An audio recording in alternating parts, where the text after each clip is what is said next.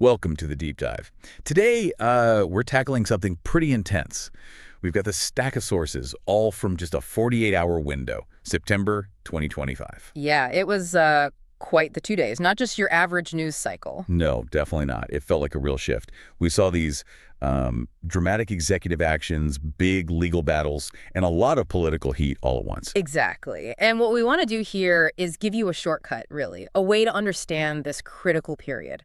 Our sources show this rapid use of executive power, focusing hard on immigration, on technology, and setting these, well, very clear economic lines in the sand. Yeah, lines with big price tags. Huge price tags. Yeah. We're looking at the consequences, the immediate clash with legal challenges with Congress. So we're going to unpack this sudden, almost unbelievable jump in visa fees for skilled workers. Then there's this new millionaire fast track for immigration. Right. And all this is happening while, federal judges are throwing out massive lawsuits and the government's maybe heading towards a shutdown. It's a lot. It really is. Okay, let's unpack this. Starting with the headline that probably sent the biggest shockwaves, especially through the tech world. President Trump signed an executive order raising the fee for the H-1B visa. Now, this is that key visa for skilled non-immigrant workers, used a lot by tech companies. They're what? And the new fee, $100,000. Per year. $100,000 a year. Just let that sink in for a moment. It's potentially devastating, not just for tech, but the whole ecosystem around it. Sources confirm, the tech industry leans on this visa more than any other sector. Government data backs that up. Something like 2/3 of H-1B jobs are computer-related. No, it does cover others too, right? Engineers, some educators. Oh, yeah, absolutely. Engineers, specialized educators, certain healthcare workers in high demand. Yeah. So this isn't some minor tweak. It's like a direct tariff on bringing in specialized talent. And the justification, the official rationale, came straight from Commerce Secretary Howard Lutnick. Pretty blunt, actually.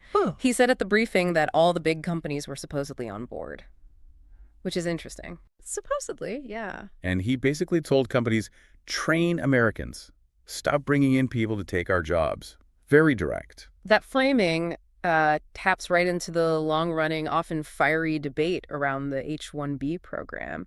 The administration's line is that there's systemic abuse, especially, they say, by big IT outsourcing firms. And the president himself used some strong language. He did. He called the alleged misuse a national security threat. That really escalates things. So let's look at the money again. The H-1B is usually granted for 3 years. Typically, yes. This order says you can't even enter unless the petition comes with that $100,000 payment. And they're still figuring out the structure, apparently, whether it's the full $300,000 up front. Or, $100,000 each year for 3 years. Either way, for many companies, that's potentially 100 times what they might have budgeted for fees. It's just arbitrary. It really is. And you have to ask, based on the sources, is this fee really about encouraging training, or is it just designed to be prohibitively expensive? And what's fascinating here is the split this creates, or maybe highlights. Critics, often U.S. tech workers, say the program keeps wages down. Right. But supporters and, people like Elon Musk have spoken on this. He was on an H-1B himself. Once they argue it's crucial for bringing in top talent, keeping the U.S. competitive, filling gaps our own system isn't. It's a fundamental clash of views. Completely. Okay, so who gets hit hardest by this immediately? The data points pretty clearly towards the Indian diaspora. They make up almost 70%. 70 of all H-1B holders. Nearly 70%. That's a huge concentration. So the impact on that community is likely to be disproportionate and immediate. And if you look at which companies sponsor the most, it's not just outsourcing firms, though they're on the list. No, it's major U.S. tech players, too. Exactly. Federal data shows Amazon Comm Services leads with over 10,000. Then you've got Tata Consultancy Services, but also Microsoft with over 5,000. Meta, Facebook's parent company, with over 5,000 too. So these giants, these household names, are suddenly looking at potentially hundreds of millions in new annual costs just for this visa category. Hundreds of millions, wow. And almost in the same breath as announcing this massive fee hike for skilled workers, they rolled out something very different, the gold card immigration pathway. Right, the contrast is pretty stark. Stark is the word. A separate executive order basically creates this fast track. If you're a foreigner willing to pay the U.S. government $1 million, personally. $1 million. Or if a company wants to sponsor a worker and is willing to pay $2 million for that sponsorship. So $100,000 a year barrier for skilled tech workers, engineers. but $1 million welcome mat for high net worth individuals. It couldn't be clearer. Immigration policy being reshaped really explicitly based on economic contribution, on price. But here's where it gets really interesting. You look back just a little bit. The president restricted H-1B access during his first term, okay? But then during the 2024 campaign, he seemed open to making it easier for U.S. university grads. Yeah, I remember that shift in rhetoric. And even in December 2024, he defended the visa, said he was a believer. And now, this, a $100,000 fee.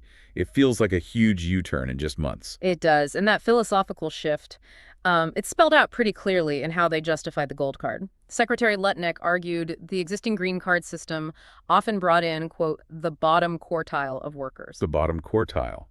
What does that even mean in this context? He's talking about skilled workers often. Well, that's the implication, isn't it? He seemed to be contrasting it with the gold card, which he said would, quote, only take extraordinary people at the very top.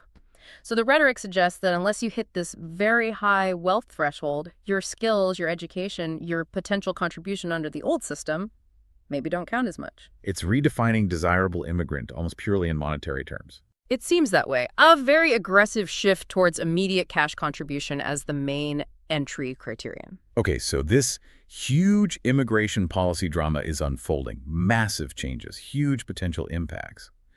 And yet, somehow, the administration also found bandwidth for major legal fights and dealing with political crises, all in the same 48 hours. It's kind of dizzying.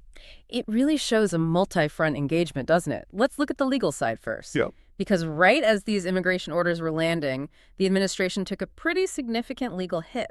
Yeah, down in Florida, federal judge Stephen Merriday. That's right. He tossed out that massive $15 billion defamation lawsuit President Trump had filed against the New York Times, Penguin Publishing, and 2 reporters. $15 billion.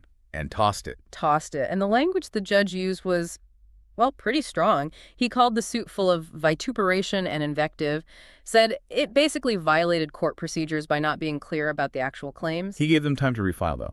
Yeah, 28 days to try again. But the tone from the judge, it really signaled the courts pushing back on lawsuits that seem, overly political or just not properly constructed legally.